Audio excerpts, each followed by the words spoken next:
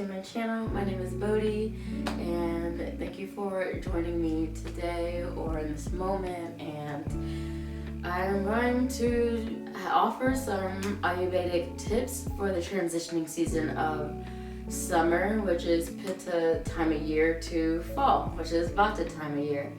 And I'm just going to explain a little bit, I guess, about the seasons and their doshas and the patterns in nature, and then explain Vata and the qualities of Vata, which are the qualities of fall, and the habits it's just suggestions to adapt for colder seasons, because for some, according to the nature of their body, fall season can be aggravating for some, and yeah, so just a little bit of some Ayurvedic tips. And ever since I took my 50-hour Ayurvedic TT in June, which was really just like the basics of Ayurveda, it's pretty much, I did like an extensive course about Ayurveda and yoga specifically, but this class was about just information with like food and doshas and treatments, but like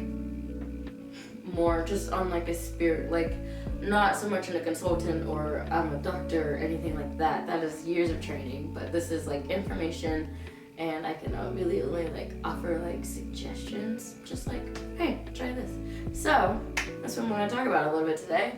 And by the time I upload this video, it'll be September. So September is definitely, first day of fall is like what, September 22nd or something like that. And then we're transitioning the atmosphere for at least the side of the world, the US and stuff like that, is transitioning into the fall time of year, which is also known as the Vata time of year. So just a quick explanation on like the time of year and correlating with the doshas. Starting from like January to the end of the year, like late winter to spring is Kapha time of year. Kapha is the element of earth and water.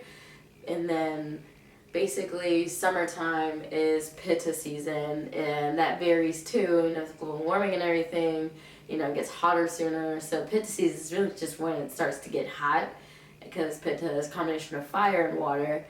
And then Vata season is fall to early winter. That is Vata's time of year, and that's what we're getting into. And so that's what I'm going to talk about a little bit, because of course we adjust our lives from summer to the colder months. We wear more clothes, we drink more hot drinks, coffee, tea, whatever, and we eat more soups and have warmer meals, tend to have more spices in the meals, because we want to keep ourselves warm, our bodies warm, and as the outside temperature can affect our internal body like functions and stuff, like things like the digestive fire, also known as Agni.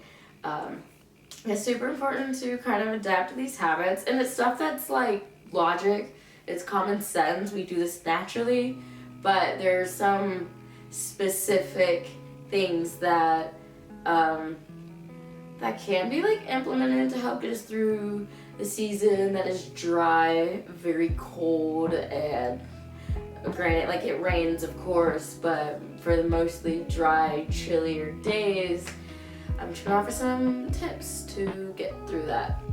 So as I was explaining, each dosha has their qualities, and then their qualities are kind of based off the elements that make up the dosha. And for Vata, the elements that make up Vata is ether and air. And the qualities of basically space and air is very cold, is very dry, and light, airy, like just some basic qualities. And that is the same qualities that fall, tends to present. And in our bodies, depending on the dominant dosha, the constitution of your nature is in your body, it can be aggravating. And like we love the fall time activities, spooky season of course, because I am big on like Halloween, everything like that, because I love horror movies. But just when it comes to environmental things, it helps a lot to prepare the body for the transition of the season, having this awareness of the cycles of nature and its qualities and the qualities in your own body and how to adjust, I feel like it can just help, take off the shock of the temperature change. People kind of always talk about like when it goes from warm, like I live in Virginia, so it's just the state alone can have 3 different seasons in a day. And around here, whenever the temperature will just drop and then it'll go back up, like later in the week, people are always, they'll be like, I got too cold or something like that. And maybe this can prevent this sort of thing, but I am not claiming anything in this video. These are all just suggestions and little things that we can implement to our lives to transition into colder weather. And I'm just going to start with, I think, food. I think our food habits naturally kind of change. Like if you eat out a lot and that's sort of different, but if you cook at home, if you have more of a whole food diet, whether it's plant-based or not, there are foods, of course, for the season, and it's better for the environment to actually eat seasonally as well.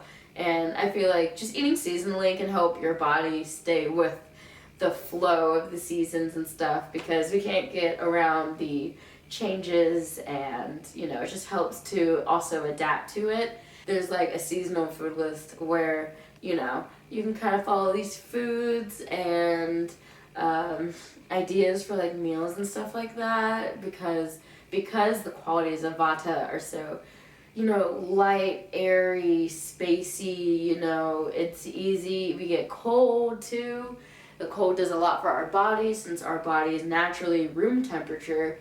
It is also important to take in foods that can keep in the warmth, and of course, but there are certain foods that it's better this time around than other parts of the year. And another tip, something that I've just been thinking about for so long, because my workout regimen is off and on again, all throughout the year, but I find myself not wanting to work out as much in the summertime just because it's already so hot. I work in a warehouse, so I sweat 6 to 8 hours of the day, and then I'm I don't want to keep getting sweaty. But when it gets cold and you're trying to keep the body warm, I feel like fall and winter is honestly the best time to work out, because you can even switch up the focus from just trying to lose weight but keeping your body warm. It helps to move around any stagnation, because we tend to just get cozy on the couch, watch horror movies, Christmas movies, whatever, blah blah blah, and I noticed this past year, just feeling more stagnant, because the days are shorter and the sun isn't is warming, and it's just cold, and nature just looks sad. But I guess for a better perspective, you could say that nature's just resting. And you get I feel like for seasonal affective disorder, working out can just help, just anything to move the body. Sorry, I'm adjusting my little pillow thing on. Anything to just move the body will just help break up stagnation.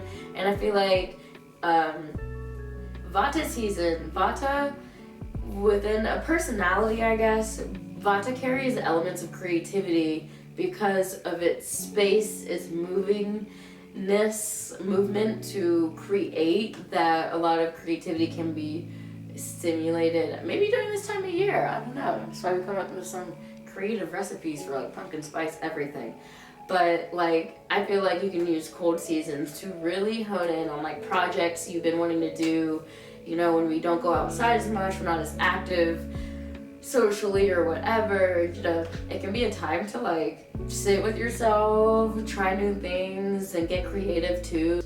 Yeah, so building a solid routine, maybe getting into yoga, working out, and maybe doing that 3-4 times a day or daily, whichever is doable for oneself. Just anything to get the body moving and staying active throughout the season, even if it's just at home. Eating seasonally, it's really simple. It's kind of like a duh, but I used to find myself trying to eat strawberries in the wintertime, and I'm bro, these aren't that good, because they're not in season. It's better to eat fruits that are in season and just food in general, and then it's better to eat more warming foods, well spiced foods with like cumin, coriander, ginger, turmeric, stuff like that. Keep the digestive fire stimulated while the environment outside us is cooling. We want to stay warm internally as well, and then just moving the body, keep movement going, even if you're at home, unless you're like sick or something. It's like obviously at rest, but working out, doing yoga, dancing in your room by yourself or in the shower can help break up stagnation. And it's also like good for, I think, exercising releases dopamine or something like that, serotonin, one of the happy chemicals. So eating seasonally, it's really simple. It's kind of like a duh, but I used to find myself trying to eat strawberries in the wintertime, and I'm like, bro, these like aren't that good because they're not in season. It's better to eat fruits that are in season and just food in general, and then it's better to eat more warming foods, well spiced foods with like cumin, coriander, ginger, turmeric, stuff like that. Keep the digestive fire stimulated while the environment outside us is cooling.